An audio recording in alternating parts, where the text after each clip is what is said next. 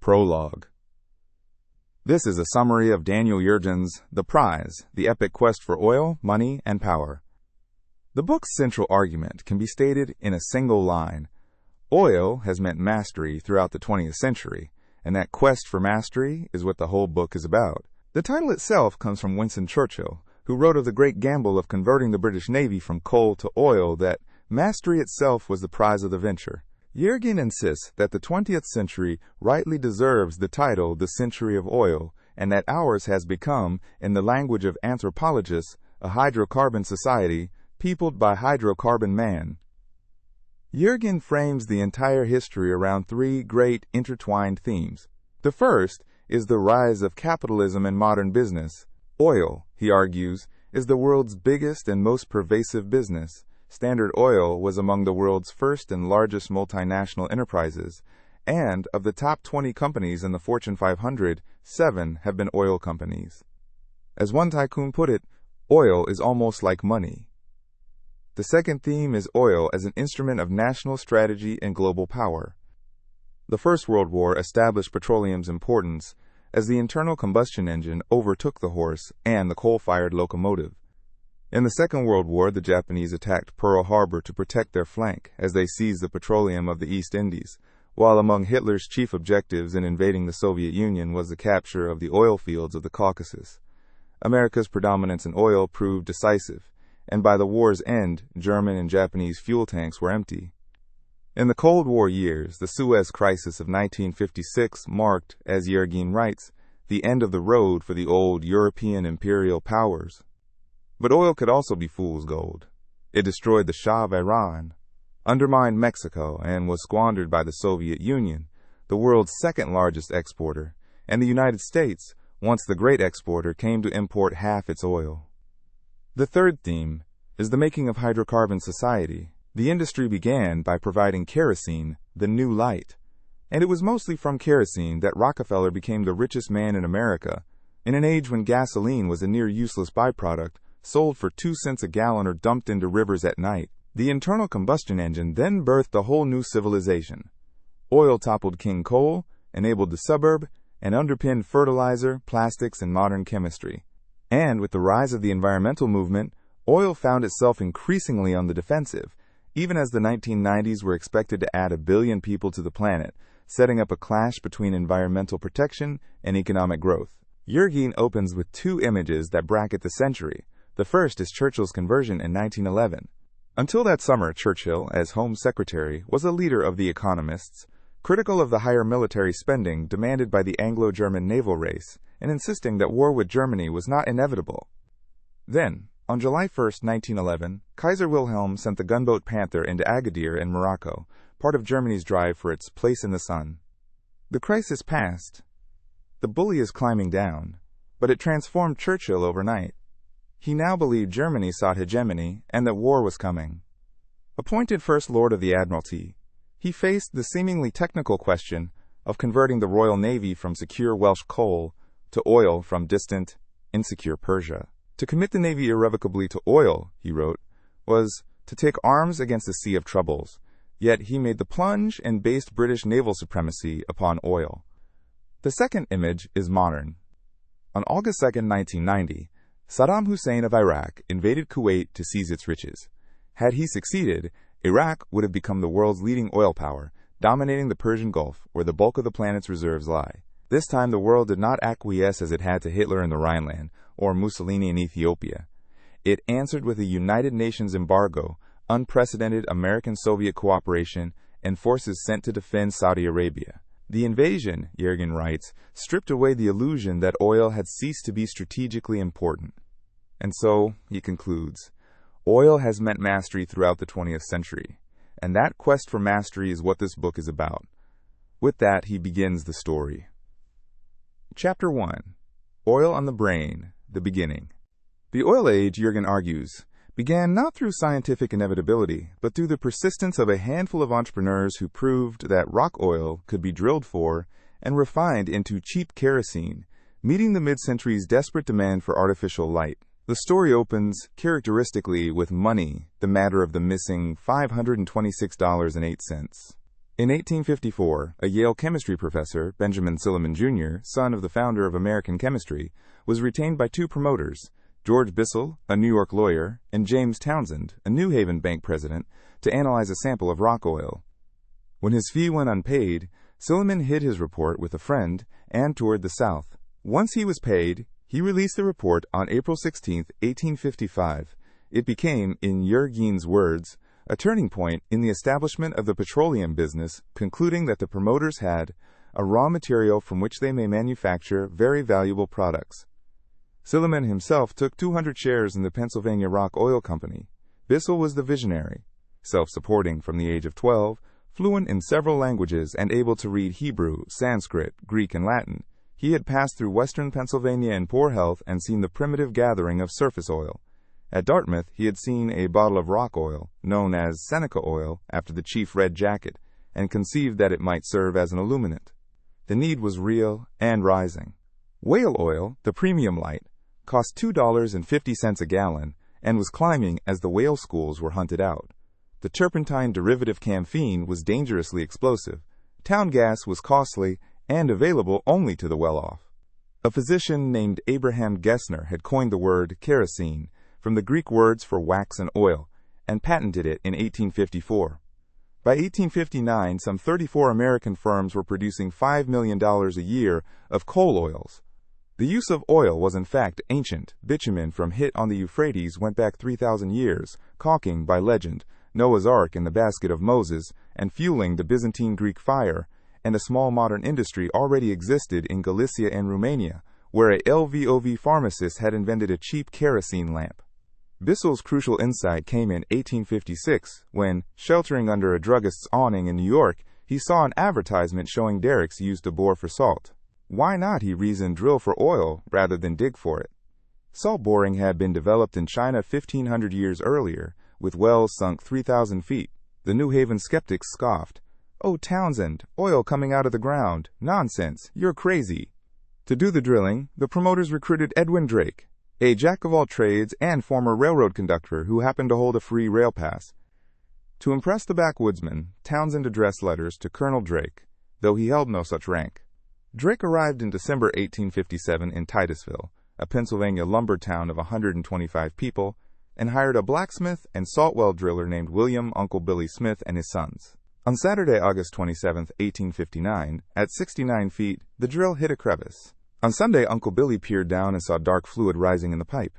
On Monday, the tubs and barrels stood full of oil. And on that very Monday, Drake received an order from Townsend to close the operation down, arriving just too late. "The Yankee has struck oil," the farmers shouted. The fates of the men then diverged sharply. Bissell grew wealthy and gave Dartmouth a gymnasium, complete with 6 bowling alleys.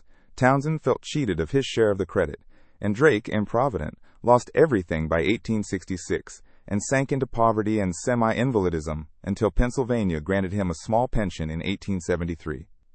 The boom, meanwhile, was immense. By November 1860, some 75 wells were producing. In April 1861, the first flowing well gushed 3,000 barrels a day, then caught fire and killed 19 men, in the same week as the firing on Fort Sumter. Production rose from about 450,000 barrels in 1860 to 3 million by 1862. Prices swung wildly. $10 a barrel in January 1861, 10 cents by the year's end, then back up past $7 by 1863. The Civil War, by cutting off Southern turpentine, and by offsetting lost cotton exports with oil, boosted the young trade. In the boom town of Pithole, a well came in during January 1865. Within months, there was a town of 15,000 people with more than 50 hotels, liquor and leases, as the saying went, producing 2/3 of the region's output, and a year later it was deserted. A parcel that had sold for $2 million in 1865 was auctioned for $4.37 in 1878. The chaos was made worse by the law, the English common law rule of capture, that the oil belonged to whoever pumped it out of the ground, encouraged frantic, wasteful, flush production, each owner racing to drain his neighbor.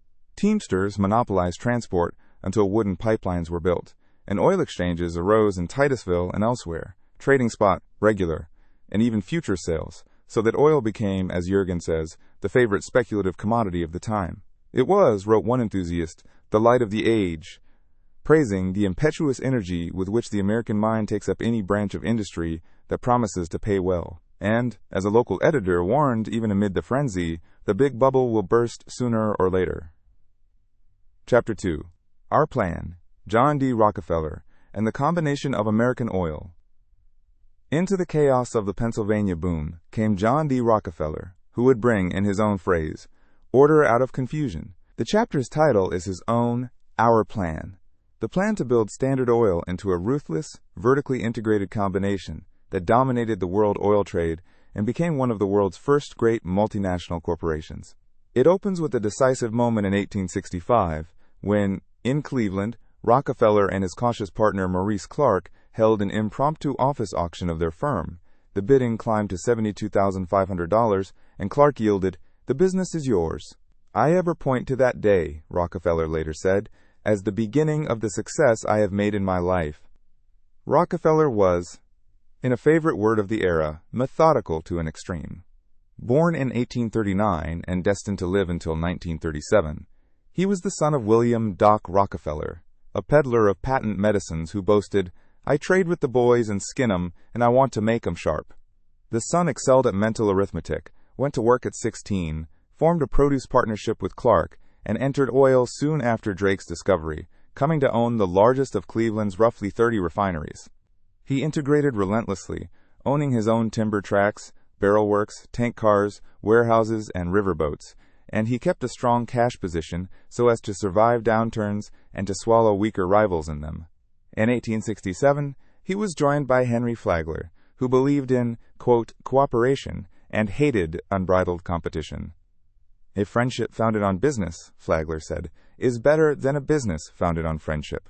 Flagler ran transportation and secured the railroad rebates, secret discounts, and the drawbacks, in which competitors' freight payments were handed back to Standard, the practices that most inflamed public anger. Flagler would later go on to found Miami and West Palm Beach.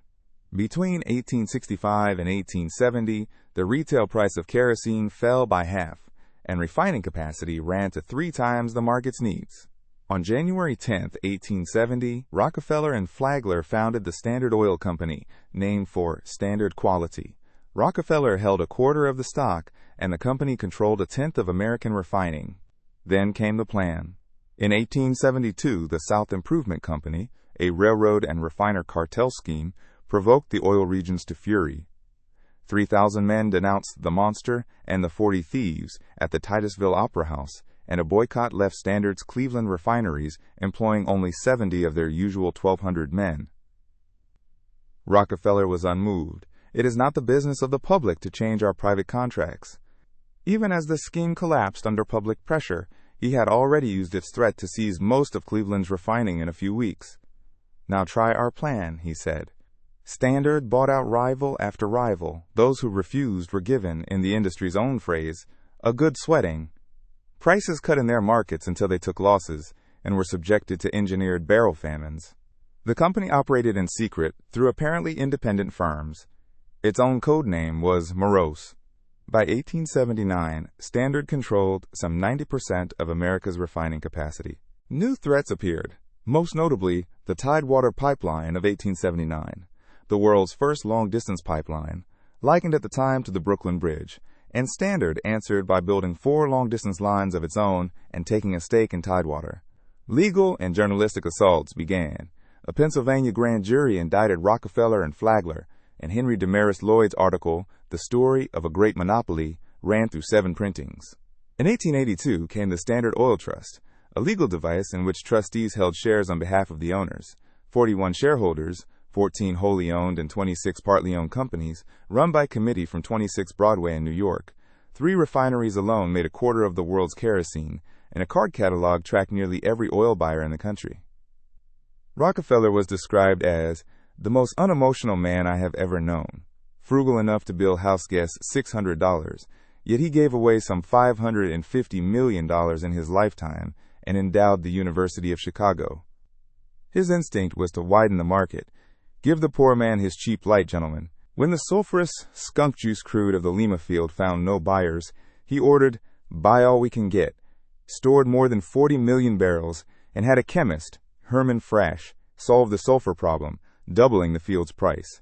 By 1891, Standard produced a quarter of America's crude, and through the Joseph Seep Purchasing Agency and its 1895 Notice to Oil Producers, it effectively ended the exchanges and set the country's price of oil. "The day of combination is here to stay," Rockefeller said. "Individualism has gone, never to return. Yet on the horizon were new rivals: Baku, Sumatra, Burma, and Persia." Chapter 3. Competitive Commerce. Petroleum, Yergin stresses, was an international business virtually from the very beginning, and Standard's global dominance was soon challenged by the rise of new sources of crude: Russian oil developed by the Nobels and financed by the Rothschilds, the audacious tanker coup of Marcus Samuel, and the emergence of Royal Dutch in Sumatra. This was the era of competitive commerce and of what contemporaries called the oil wars. In the 1870s and 1880s, kerosene made up more than half of American output and was the country's fourth largest export by value and the first among manufactured goods. Standard handled at least 90% of it. The first European shipment, in 1861, had required a crew of drunk and shanghaied sailors, so terrified of the cargo were seamen of the day. The first great challenge rose near Baku, on the Absheron Peninsula of the Caspian, where Marco Polo had noted oil good to burn, and Zoroastrians had worshipped eternal pillars of fire. When the state monopoly was abolished in the early 1870s, Robert Nobel, son of the Swedish inventor Emanuel and brother of Ludwig and of Alfred, the inventor of dynamite, was sent south in 1873 to buy walnut wood for rifle stocks, but spent the 25,000 rubles of walnut money instead on a Baku refinery. His brother, Ludwig, became the oil king of Baku, studied the American experience, employed the industry's first staff petroleum geologist, and solved the problem of bulk shipping by building the first successful oil tanker, the Zoroaster, on the Caspian in 1878. His workers called themselves Nobelites, and the refineries clustered in what was called Blacktown. Russian crude leapt from under 600,000 barrels in 1874 to nearly 11 million a decade later. Then the Paris Rothschilds financed completion of the Baku to Batum Railway in 1883, opening a western door to the Mediterranean and setting off what Yergin calls a 30-year struggle for the oil markets of the world. Russian production rose tenfold, and America's share of the world's illuminating oil exports slipped from 78% in 1888 to 71% as Russia's rose. It was while reading his own premature obituary, which condemned him as the dynamite king, a merchant of death, that Alfred Nobel was moved to rewrite his will and establish the Nobel Prizes. A new rival now appeared in London. Marcus Samuel, an East End Jew whose father had been a shell merchant, trading in seashell trinkets in boxes, marked a gift from Brighton, the eventual origin of the name Shell. To break into the Asian market, Samuel needed bulk tankers that could pass through the Suez Canal, which had barred oil tankers on safety grounds. Standards had already been refused. Through patient lobbying, and with the backing of Lloyd's and the Foreign Secretary against Standard's covert opposition, he won approval, and on January 5, 1892, his tanker design was accepted. His first tanker, the Murex, named, like his whole fleet, for a seashell, sailed on July 22, 1892, and passed through Suez a month later. When Asian customers reused Standard's blue tins for roofing, bird cages, and opium cups, Samuel shipped tinplate east and had local factories stamp out bright red cans of his own. By 1902, 90% of the oil moving through Suez belonged to his group. Told by his doctors in 1893 that he had 6 months to live, a diagnosis off by 34 years, Samuel formed the Tank Syndicate and profited from provisioning Japan in its 1894 war with China. Unlike the orderly Rockefeller, it was said, he ran everything out of his hat, quarreling violently with his brother Sam. The four great combatants, Standard, the Rothschilds, the Nobels, and Samuel's group, fought, courted, and negotiated by turns. Repeated attempts between 1892 and 1895 to divide the world market collapsed, once at the insistence of the Russian government. A proposed 1895 agreement, dividing world exports 3/4 to the Americans and 1/4 to the Russians, never came into force. As one exhausted participant said, everyone was exhausted by this struggle to the death. Standard then turned toward a new source in the Dutch East Indies, Royal Dutch. There, a tobacco manager named Eelco Zelker had seen a torch daubed with mineral wax, won a Sumatran concession from the Sultan of Langkat, and secured from King William III the title Royal. The launch stock was oversubscribed more than fourfold, and Zilker died suddenly at Singapore. Under Jean-Baptiste Auguste Kessler, whose motto was, "To stagnate means to liquidate," oil reached the refinery in early 1892 under the brand Crown Oil. Production increased sixfold in 2 years, and Royal Dutch grew explosively. The Dutch government even barred Samuel's ships from East Indies ports. Standard's own agents reported that there has never been anything more phenomenal than the success and rapid growth of the company, and The Economist warned that the case oil trade must needs become obsolete.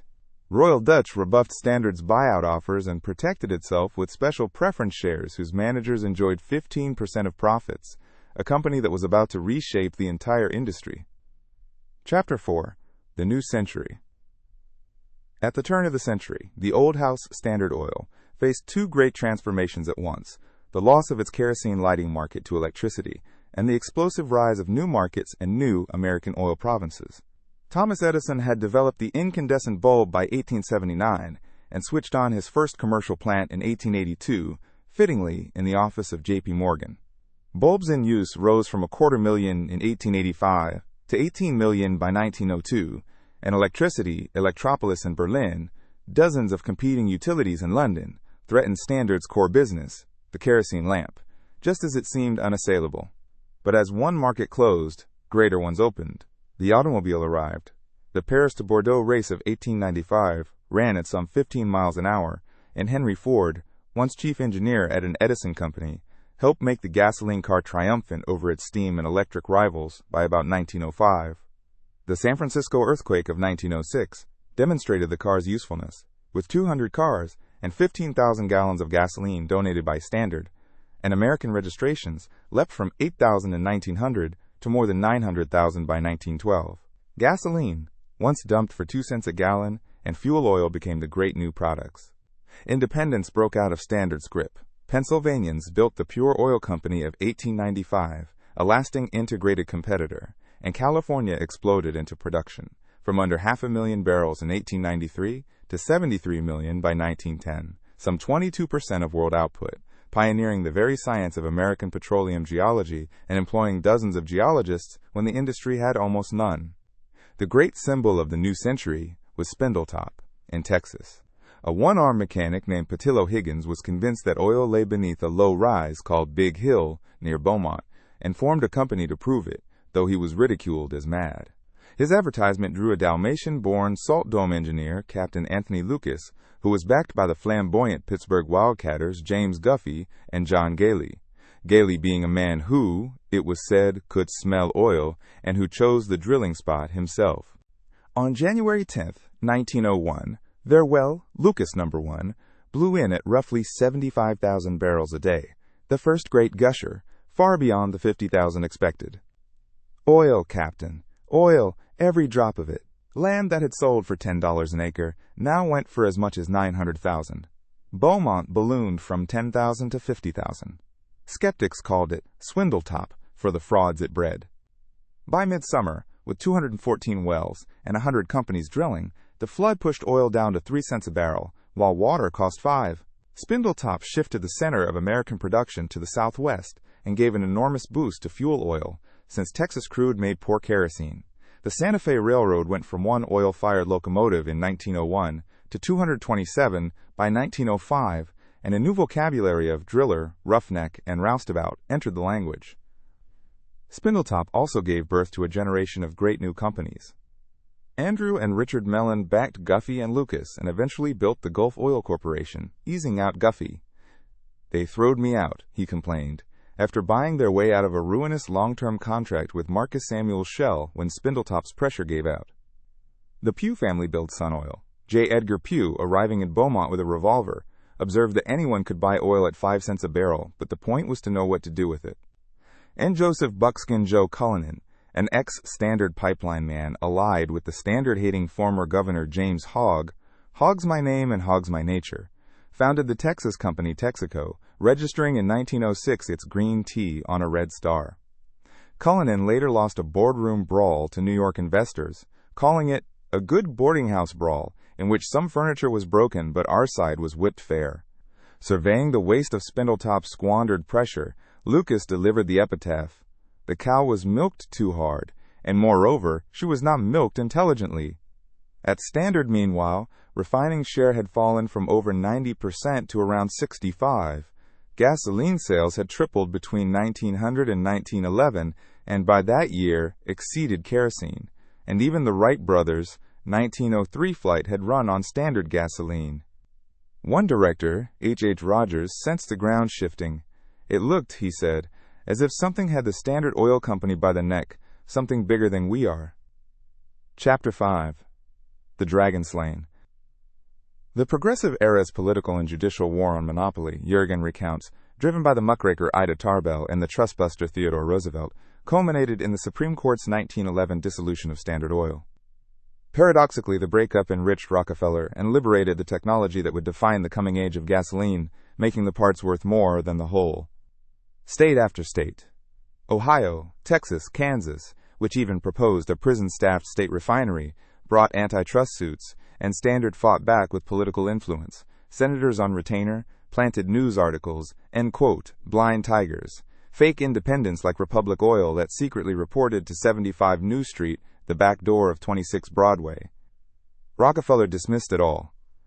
I think this antitrust fever is a craze. By the mid-1890s, stress had brought on the disease that cost Rockefeller his hair, and he kept a revolver by his bed. Not yet 60, he stepped aside in favor of John Archbold, but kept the president's title, remaining the public lightning rod, what Yergin calls a major error, since the company by then paid enormous dividends, a quarter of them to Rockefeller. The decisive blows came from journalism and from the White House. In McClure's magazine, Ida Tarbell, America's first great woman journalist, herself a daughter of the oil regions whose father, an independent, had been ruined in the 1872 oil war, and who warned her, "Don't do it, Ida. They will ruin the magazine," published her History of the Standard Oil Company, which ran for 2 years and appeared as a book in 1904 with 64 appendices, later called arguably the single most influential book on business ever published in the United States. Mr. Rockefeller, she wrote, has systematically played with loaded dice. Some of her documents came from H. Rogers himself, who admitted candidly of legislation. Oh, of course we look after it. Rockefeller dismissed his lady friend as Miss Tarbarrel. Then came Theodore Roosevelt, a steamroller in trousers, who launched at least 45 antitrust actions and distinguished between good and bad trusts. When Judge Kennesaw Mountain Landis fined Standard $29 million, Rockefeller predicted, "Judge Landis will be dead a long time before this fine is paid," and went out and played one of his best rounds of golf. The fine was indeed later overturned. The federal suit under the Sherman Antitrust Act, filed in 1906, ran to some 14,000 pages of testimony across 21 volumes, with 444 witnesses. In May 1911, the court, applying a new rule of reason, upheld dissolution within 6 months. Archbold, who had once mocked Rockefeller in the oil war before joining him, shrugged. Life's just one damn thing after another. The breakup split Standard into the ancestors of the modern majors. Standard of New Jersey, which became Exxon and took nearly half the value. Standard of New York, which became Mobil. Standard of California, Chevron. Standard of Ohio, later part of BP. Standard of Indiana, Amoco. Continental, Conoco, and Atlantic, later part of Arco. Shared brand names limited competition among them at first. And the breakup unleashed technology. At Standard of Indiana, William Burton, a chemistry doctorate from Johns Hopkins, developed thermal cracking in 1913, raising the gasoline that could be squeezed from a barrel from around a fifth to nearly half. He had begun without New York's authorization, for headquarters had feared he would blow the whole state of Indiana into Lake Michigan. Gasoline had overtaken kerosene in 1910, and its price climbed sharply. Successor shares mostly doubled within a year. Indiana's tripled, and Rockefeller's fortune rose toward $900 million. Some $9 billion in today's money, for the pieces were worth far more than the whole. On the campaign trail in 1912, Roosevelt prayed, "O merciful Providence, give us another dissolution." Chapter 6. The Oil Wars, the Rise of Royal Dutch, the Fall of Imperial Russia. The oil business, Yergin writes, is governed by an inescapable quest for balance. Producers must have markets, and refiners must have both crude and customers. That imperative drove Marcus Samuel first into the Borneo jungle, and then, more decisively, into a struggle with Henri de Teerding that produced the Royal Dutch/Shell Group, a true global rival to Standard, even as revolution and mismanagement doomed the once mighty Russian industry. The mere production of oil, as Samuel said, is almost its least value. Markets have to be found. Overextended in tankers and dependent on the Rothschilds, Russian oil under a contract expiring in 1900, Samuel searched almost frantically for his own crude, sending an inexperienced nephew, Mark Abrahams, to develop a concession in the Borneo jungle amid isolation 1,000 miles from Singapore, disease, rotting timber, and high death rates. The Borneo oil made poor kerosene but excellent fuel oil, and this fixed Samuel's lifelong crusade to convert the world's navies from coal to oil. He formed the Shell Transport and Trading Company in 1897 and was knighted after one of his tugs helped free a grounded warship at Suez. But Royal Dutch was surging, having drilled 110 times without success on its declining Sumatra field before an expedition to Perlac struck high-quality oil at the very end of 1899. When Kessler died at Naples at the close of 1900, an Amsterdam banker with a lynx eye for balance sheets, Henri de Teerding, took charge as interim manager and would dominate the industry for more than 3 decades. His motto was "Unity gives power." Unlike Rockefeller, he favored peace treaties and price setting over price wars, provided Royal Dutch came first. The Nobels saw him as, quote, a terrible sort of being, whose mission was to slaughter everybody and pick up the carcass. The broker Fred Shady Lane brought the rivals together. "There is no solution," he said in November 1901, "except the absolute amalgamation of the businesses." Samuel visited 26 Broadway and was tempted by Standard's $40 million Christmas offer of 1901, worth perhaps $500 million today. But on December 27, 1901, he chose Royal Dutch and rejected Standard because he wanted equality and to remain British. He was, he said, too much of a patriot. In 1902, the two, with the Rothschilds, formed the Asiatic Petroleum Company, each holding a third. That November, Samuel was installed as Lord Mayor of London, with a procession through the very quarter of his birth, while de Teerding sneered at the pageantry as the ceremonial parade of a circus. De Teerding's own term as manager was set, in his words, at, quote, 21 years and not a day less, and Fred Lane resigned Shell's board with a scathing warning that there seems only one idea: sink capital, create a great bluster, and trust to Providence. As Shell's fortunes sagged, Spindletop's pressure had given out, and the Admiralty still stood by coal, and Royal Dutch's soared, paying dividends as high as 73% against Shell's barely 5%. De Teerding pressed his advantage, demanding a 60-40 split in Royal Dutch's favor rather than an equal one. "I am at present in a generous mood," he told Samuel, "but if you leave this room without accepting it, the offer is off." Samuel accepted, and in 1907, the Royal Dutch Shell Group was formed, 60% Dutch and 40% British. Its 3 key men, de Teerding, Loudon, and Robert Whaley Cohen. "I am a disappointed man," Samuel admitted, though he soon called de Teerding nothing less than a genius. By 1910, the world market was dominated by 2 giants, Standard and Royal Dutch Shell. Standard offered $100 million for the group, and de Teerding rebuffed it. His new slogan was, "To America," and Royal Dutch entered California production in 1913 in Oklahoma, the oil capital of the world, through the Roxana Petroleum Company. At last we are in America. Russia, meanwhile, collapsed as an oil power. Baku had become a revolutionary hotbed, its secret press printing Lenin's newspaper Iskra. Among the Bolshevik agitators organizing its strikes was a young man named Joseph Jugashvili, Stalin, who was arrested there for the first of 8 times and later said, "There I became a journeyman for the revolution." The Russo-Japanese War, meant to be a little victorious war to stem the tide of revolution, ended in disaster at Tsushima, and the revolution of 1905, the Great Rehearsal, brought Bloody Sunday, strikes, and Tatar-Armenian massacres, in which 2/3 of the oil wells were destroyed. Careless drilling then exhausted the fields, and rising transport tariffs killed Russia's price advantage as Romania rose. The Rothschilds sold their whole Russian oil organization to Royal Dutch/Shell in 1912, taking payment in stock and becoming among the group's largest shareholders. De Teerding's stated intention was simply to make money. Russia's share of world petroleum exports fell from 31% in 1904 to 9% by 1913, though Baku, Yergin notes, would remain a decisive future prize, one that Hitler and Stalin would both covet. Chapter 7. Beer and Skittles in Persia. The concession granted to William Knox D'Arcy in 1901, Yergin writes, initiated the era of oil in the Middle East and bound profit and politics together for good. It began with a broke Persian government and an English promoter. D'Arcy, a capitalist of the highest order, enriched by an Australian gold mine and married to an actress, secured from Shah Muzaffar al-Din on May 28, 1901, a 60-year concession over three-quarters of the country. £20,000 in cash, $20,000 in shares, and 16% of net profits, carefully excluding the 5 northern provinces, so as to give no umbrage to Russia.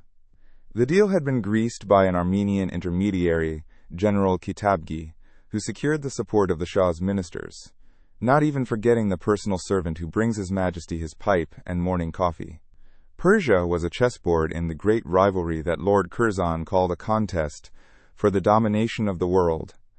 Britain, fearing a Russian advance toward India and the Gulf, wanted Persia as a buffer, and the British minister saw the Shah as merely an elderly child atop an old, long mismanaged estate.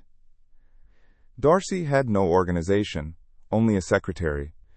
He hired an obstinate engineer, George Reynolds, solid British oak, one official called him, at once engineer, geologist, manager, and diplomat. And drilling began in the remote northwest, the equipment carried to Basra, up the Tigris to Baghdad, and then by mule. The work was punishing heat to 120 degrees, a separate kitchen for the Muslim workers, stirred up Shia mullahs, and endless delay. Every purse has its limit, D'Arcy wrote as his overdraft passed £170,000 at Lloyd's, and I can see the limits of my own. The Admiralty declined to lend him money. Lloyd's demanded the concession itself as security. To keep it from falling to Russia, or through the Rothschilds to France, the Foreign Office, guided by Lord Lansdowne's warning that a foreign naval base in the Gulf would be a very grave menace, our Monroe Doctrine in the Middle East arranged a syndicate of patriots, pairing D'Arcy with the Scottish firm Burma Oil in 1905. As Yergin puts it, henceforth profit and politics would be inextricably linked in Persia. Exploration then shifted to the southwest, to a site called Masjid-e-Suleiman, named for an ancient fire temple on the plain of oil. Reynolds, nearly ready to quit and once marooned in Kuwait, pressed on, feuding bitterly with his Glasgow managers, even as he relied on the local Bakhtiari tribesmen paid as guards. Of course, bakshish is at the root of it all. Life there, in his phrase, was not all beer and Skittles. The drinking water was best described as water with dung in suspension, and the nearest dentist was 1,500 miles away in Karachi. Amid revolution in Tehran, a new parliament, and a 1907 Anglo-Russian convention that partitioned Persia into spheres, Burma, out of patience and money, sent a letter in May 1908 ordering Reynolds to drill only to 1,600 feet and, if he found nothing, to abandon the operation. The slow mails delayed that letter, crucially. On May 26, 1908, at 4 in the morning, a gusher blew 50 feet above the rig, smothering the drillers. A young British lieutenant, Arnold Wilson, is said to have cabled the news in code, citing Psalm chapter 104, that he may bring out of the earth oil to make a cheerful countenance. Reynolds replied to the abandonment order that his instructions may be modified by the fact that oil has been struck, an echo of Drake's telegram at Titusville 49 years before. He was fired all the same in 1911 with £1,000. Out of the strike came the Anglo-Persian Oil Company, floated in Glasgow in 1909 amid a frenzy of, quote, oil on the brain, with Burma holding the majority and D'Arcy receiving shares worth some £895,000. I feel like signing away a child, he said. A refinery was built at Abadan, so poorly built that it broke down on its first test in 1912, producing a poor, yellowish kerosene, and a 138-mile pipeline was laid with 6,000 mules. By the end of 1912, the company's working capital was exhausted. What a hell of a mess Persian things are in, said its chairman. A savior was needed. Chapter 8. The Fateful Plunge. That savior would be the British government, and the agent of its arrival was Winston Churchill.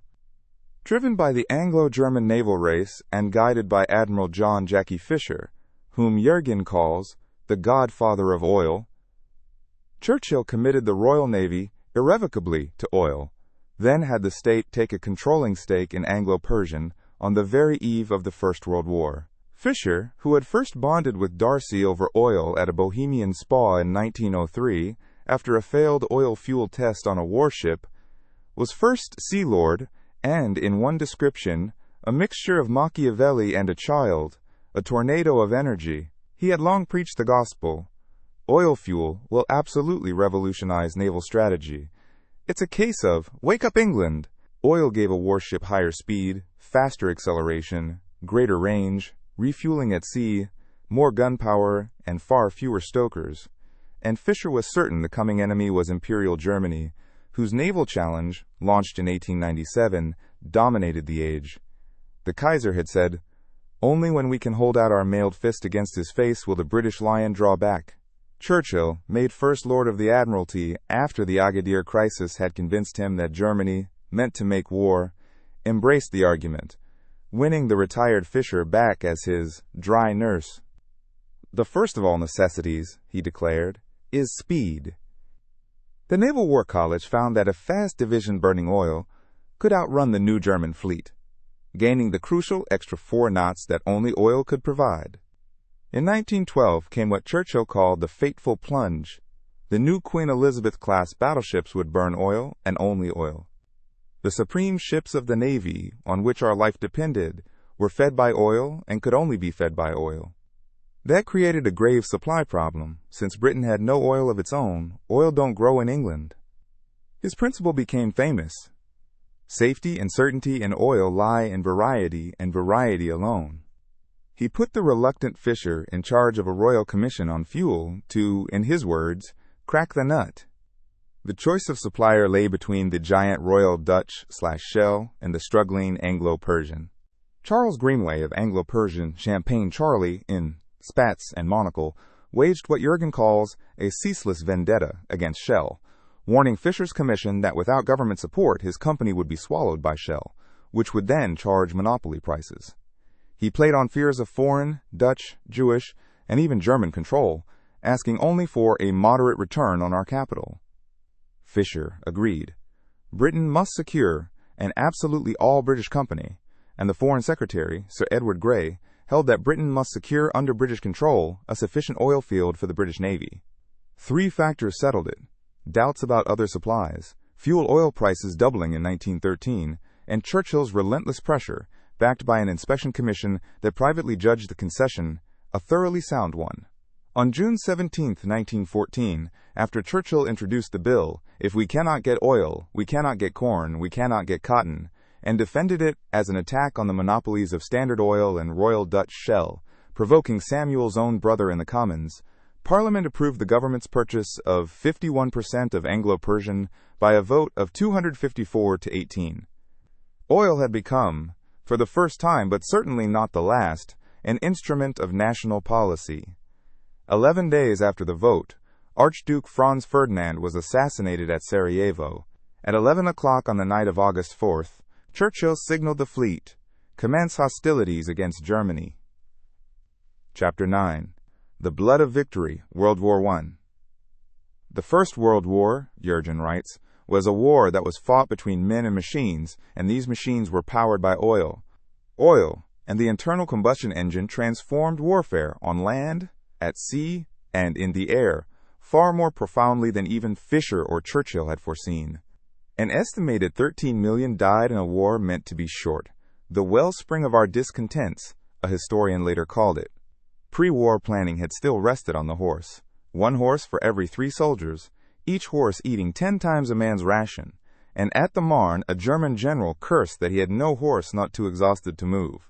The change announced itself at the Marne. In early September 1914, with the German right wing 40 miles from Paris and the government and 100,000 civilians fled, General Joseph Gallieni, the military governor of the capital, dismissed by a British officer as a comedian for his ill-fitting uniform, persuaded General Joffre by telephone to counterattack, and commandeered some 3,000 Paris taxicabs to rush reserves to the front, the drivers paid by the meter. The line held. Moltke wrote to his wife, "Our campaign is a cruel disillusion."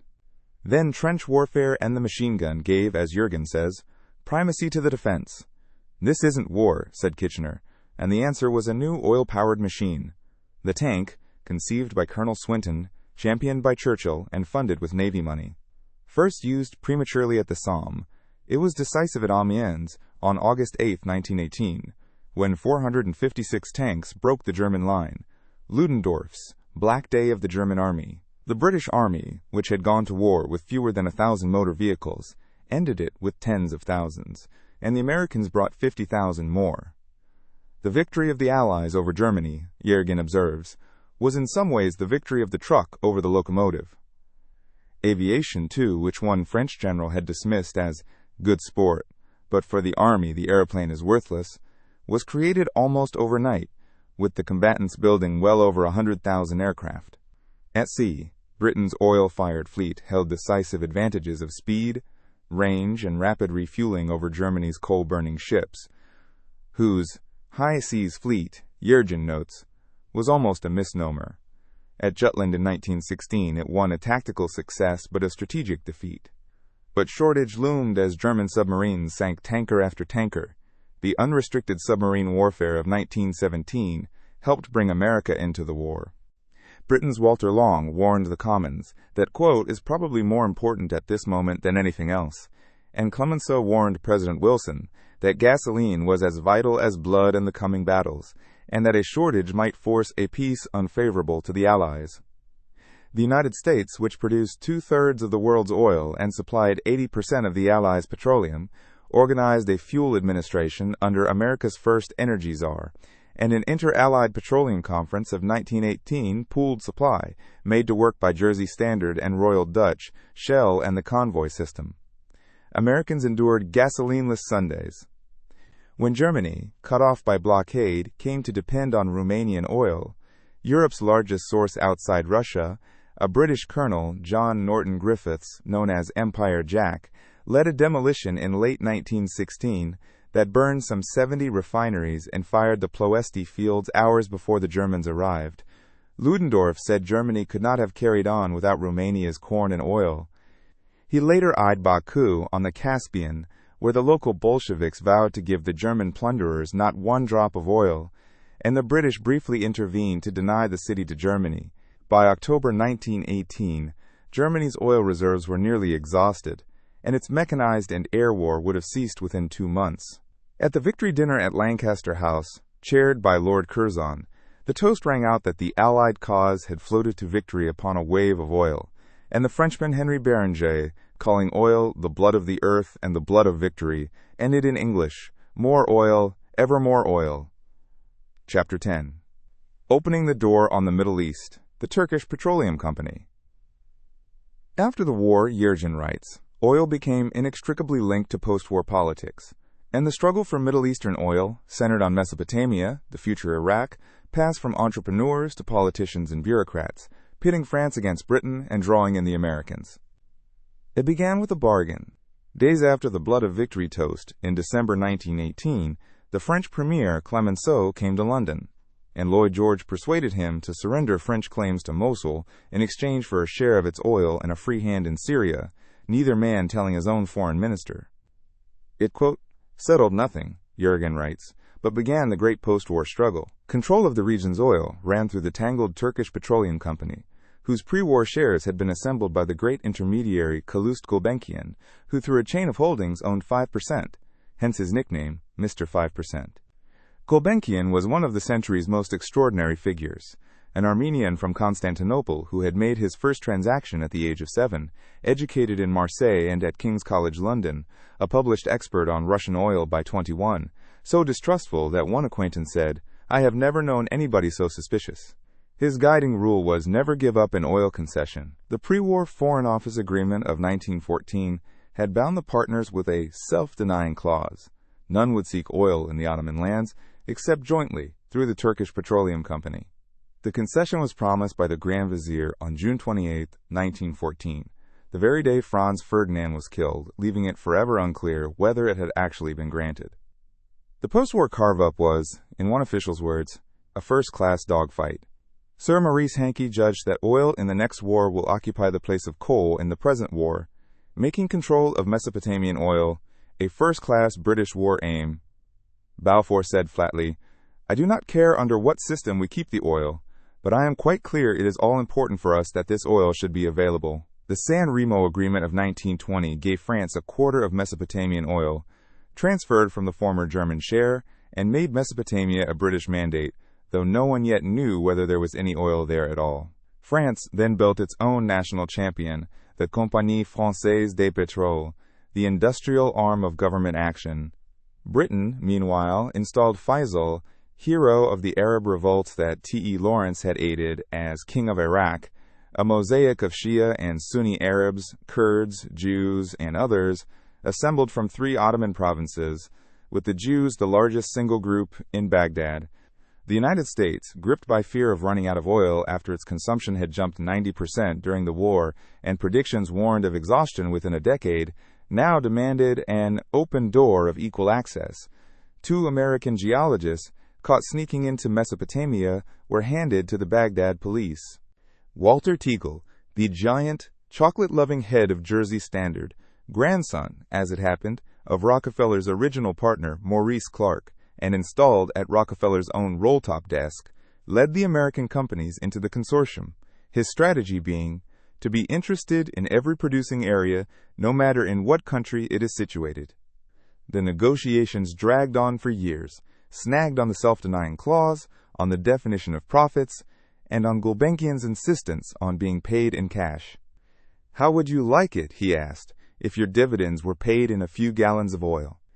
And he bristled at Teagle over a Carlton Hotel lunch. "Don't you ever call me an oil merchant. I classify myself as a business architect. I made a room for Detterding, and for the French, and for you. Now the 3 of you are trying to throw me out on my ass."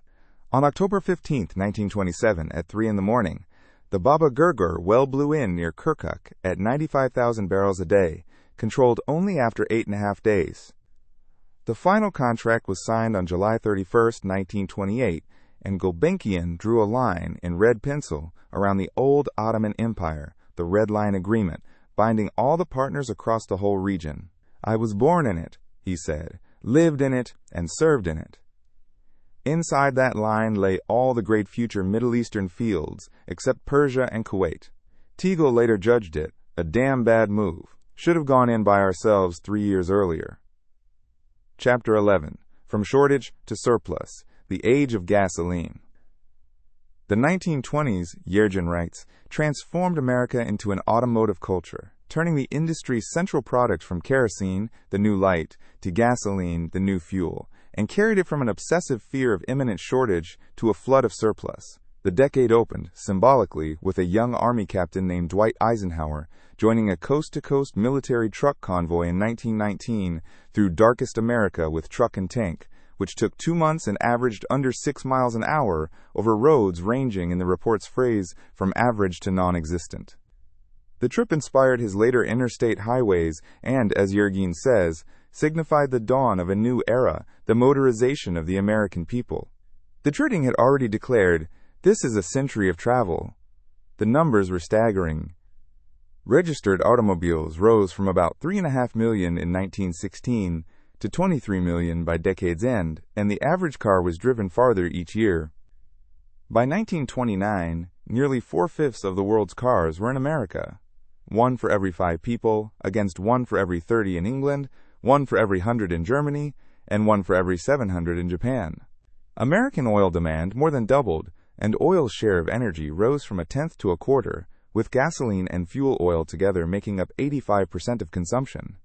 The gas station was born and multiplied, from perhaps 12,000 drive-in stations in 1921 to some 143,000 by 1929, with its brand icons: Texaco's Star, Shell's Scallop, Phillips's 66, Gulf's Orange Disc, Standard of Indiana's Red Crown, Saucony's Flying Horse, Sinclair's Dinosaur. Gulf had pioneered the free road map in Pittsburgh in 1914. As the advertising man Bruce Barton, author of a book calling Jesus the founder of modern business, urged, sellers should ponder the magic of gasoline. It is the juice of the fountain of eternal youth that you are selling. The decade also brought its great scandal, Teapot Dome.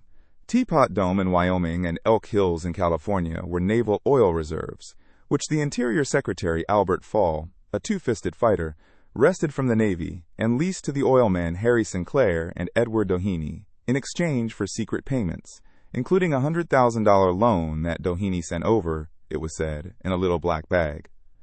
Walter Teagle had warned an ad man that all through the industry it smells, and President Harding had said, "If Albert Fall isn't an honest man, I'm not fit to be president." Fall became the first cabinet officer imprisoned for a felony committed in office. Sinclair went to jail for contempt after hiring detectives to shadow the jury. Doheny was acquitted, prompting the verdict, "You can't convict $1 million in the United States." A related scandal over kickbacks and Liberty bonds implicated Colonel Robert Stewart, chairman of Standard of Indiana. "If the Rockefellers want to fight, I'll show them how to fight," whom John D. Rockefeller Jr. then ousted in a hard-fought 1929 proxy battle. Meanwhile, geophysics arrived, the torsion balance, the magnetometer, and above all, the seismograph.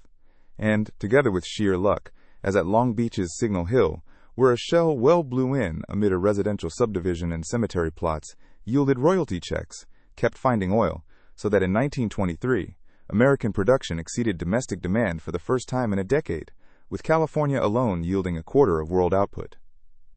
The tycoon Harry Doherty of City Service, who had begun selling newspapers at 9, campaigned to abolish the wasteful rule of capture, a doctrine borrowed from the English common law of wild game through unitization, treating a field as a single unit. He warned Coolidge that a deficiency of oil is an invitation to others to declare war against us. Coolidge established a federal oil conservation board, declaring that the supremacy of nations may be determined by the possession of available petroleum. As the greater Seminole and Yates fields poured out oil and cracking doubled the gasoline from each barrel, surplus overwhelmed the market, and the industry that had feared famine now begged for restraint. "The industry is powerless to help itself," one executive wrote. "We must have government help." The successor Standard companies had meanwhile become, as one 1927 study noted, vigorous competitors. There is no longer unity of control. A wave of mergers created Socony Vacuum, the future Mobil. Frank Phillips, a former barber, built Phillips Petroleum from nothing, and Ida Tarbell herself marveled that the old Standard Oil might be crumbling within. Dougherty, his health broken, warned that the day will come when every oilman will wish we had sought federal legislation, even as he confessed, "I often wish to God I had never gone into the oil business." Then, as the decade closed with the crash of 1929 and with the discovery in 1930 of an even larger flood, his warning would prove right. Chapter 12. The Fight for New Production. The war had proven, Yergin writes, that oil equals power, and that, if oil was power, it was also a symbol of sovereignty. That meant an inevitable and lasting collision between the aims of oil companies and the interests of nation-states, which he traces across Mexico, Venezuela, and the Soviet Union in the 1920s. As Royal Dutch/Shell's annual report put it, the fight was for new production, and, quote, "Our geologists are everywhere." In Mexico, the great English engineer contractor Wheatman Pearson, later Lord Cowdrey, a man who advised, "Dame Fortune is very elusive, go for it bald-headed," and who held that no business can be a permanent success unless its head is an autocrat, had entered oil during a 9-hour railway stopover in the post-Spindletop craze and struck the enormous Potrero del Llano well in 1910, the biggest oil well in the world, flowing 110,000 barrels a day along the Golden Lane near Tampico. By 1921, Mexico was the world's second largest producer at 193 million barrels. But revolution, the beating of oilmen, and Article 27 of the 1917 Constitution, which restored national ownership of the subsoil, where foreigners had controlled some 90% of the properties, brought a bitter standoff. Cowdrey sold his Mexican Eagle to Royal Dutch/Shell. Saltwater intruded into the Great Wells, and Mexico, which saw Yankee imperialism where the companies saw the breaking of contracts, ceased to be a world oil power. Venezuela offered a friendlier climate under the dictator Juan Vicente Gomez, who ruled for 27 years, needed revenue, and guaranteed the stability that lured capital. President Wilson had called him a scoundrel.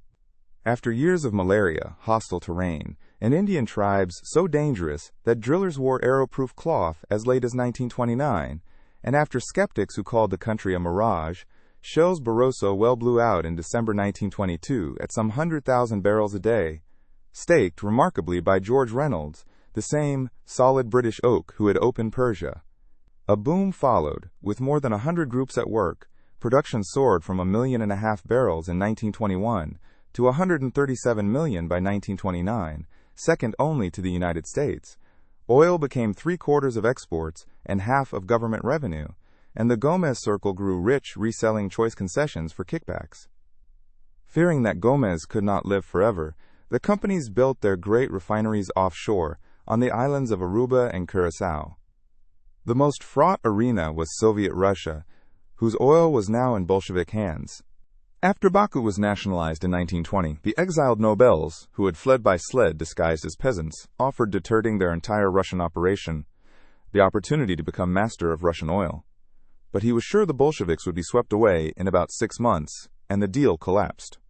Standard instead bought control of half the Nobel interests, a gamble Duterte came to call insurance, reasoning that dining is very much better in company with other people who have also got a very big interest in the dinner. Lenin's new economic policy reopened Russia to foreign concessions. Oil, he said, was liquid gold, and he told his trade envoy to gull the capitalists. The majors formed a common front, the Front Uni, pledging not to be picked off one by one and not to deal with the Soviets alone, but it stood on very unsteady legs, and Soviet oil, revived with Western technology, flowed back into world markets. Teagle likened buying Russian oil to being on friendly terms with the man who burglarizes your house, while another executive asked, "Is it more unrighteous to buy from Russia than to sell to it?" Duterte, after marrying a white Russian émigré, turned militantly anti-communist and launched a brutal price war in India against those who bought communist oil. As the majors turned toward the new Middle Eastern supply from Baba Gurgur, one Standard man declared, "Personally, I have buried Russia, a lively corpse whose cheap oil would trouble the industry for years to come." Chapter 13. The Flood. In 1930, Yergin writes, "The discovery of the East Texas black giant, the largest field ever found in the lower 48 states, produced a flood of oil that collapsed prices to pennies a barrel and drove the industry into anarchy until an unprecedented and unlikely alliance of Texas and Oklahoma oilmen, patronage politicians, and New Deal liberals brought stability and permanently changed the relationship between the companies and the government." The improbable discoverer was Columbus' dad Joyner, 70 years old, bent from rheumatic fever, with 7 weeks of schooling, who had learned to write by copying the book of Genesis and who actually wanted to wildcat rather than merely promote. He was guided by a 300-pound self-styled trendologist whose geology was, in Yergin's words, totally incorrect, fabricated, but who told Joyner exactly where to drill on Daisy Bradford's dirt-poor farm in Rusk County. A Texaco geologist scoffed that he would drink every barrel of oil you get out of that hole. On October 3, 1930, at 8 in the evening, the well blew in. The reservoir was colossal, 45 miles long, 5 to 10 miles wide, 140,000 acres. Nothing to compare with it, Yergin writes, had ever before been discovered in America. Within 6 months, there were 340,000 barrels a day flowing, and a new well being spudded every hour. By that first June, there were 1,000 wells and 500,000 barrels a day. The price fell from over $1.85 in 1926 toward 15 cents by May 1931, then 6 cents, some distressed oil selling for $2, cheaper than water. Tea kettle refineries turned out cheap Eastex gasoline, and stations gave away crates of tomatoes and free chicken dinners. Joyner, who had oversold his leases many times over and held clear title to almost nothing, was bought out in the small hours of a November night in room 1553 of a Dallas hotel by a gambling former cotton farmer named H.L. Hunt, who paid him over $1 million in the end and thereby laid the foundation of one of America's great fortunes. Joyner sued for fraud, then withdrew, and never struck it big again. The flood threatened what one man called competitive suicide. The weak Texas Railroad Commission, created in 1891, could stop physical waste, but was forbidden to stop economic waste, and the federal courts repeatedly overturned its orders. Oklahoma's Governor Alfalfa Bill Murray declared martial law in August 1931 and sent in the militia until, he said, price hits $1. $1 a barrel became the rallying cry. Texas's Governor Ross Sterling, a founder of Humble Oil, declared East Texas in open rebellion and sent thousands of National Guardsmen and Texas Rangers on horseback because the rains had ruined the roads to shut the fields at Proration Hill. Prices recovered toward $1, but illegal hot oil, a term coined in the fields when a militiaman was told a tank was hot enough to keep you warm, kept flowing, pipelines were dynamited, and William Farish of Humble invoked the law of the tooth and claw. Salvation came with the New Deal, and Harold Ickes, Roosevelt's Interior Secretary and oil administrator, a Chicago progressive lawyer, haunted, as he put it, by the ghost of Albert B. Fall, carrying a little black satchel. "We have passed from the Stone Age," Ickes declared, "now to an age of oil. Without oil, American civilization as we know it could not exist." Through the banning of hot oil from interstate commerce, the Connolly Act, named for a Texas senator, the Interstate Oil Compact, and a protective tariff, a system of state prorationing emerged, nasty and disordered, and built incrementally by an unlikely alliance, resting on the assumptions that demand was inelastic and each state had a natural share. It finally overturned the medieval rule of capture, for what had made sense for deer and game birds in medieval England would no longer do, and stabilized the American price between about $1 and $1.18 a barrel through the late 1930s. The magical dollar a barrel rallying cry had been realized. Others, Yergin notes, operating on a far larger scale, would one day seize on it as a compelling model.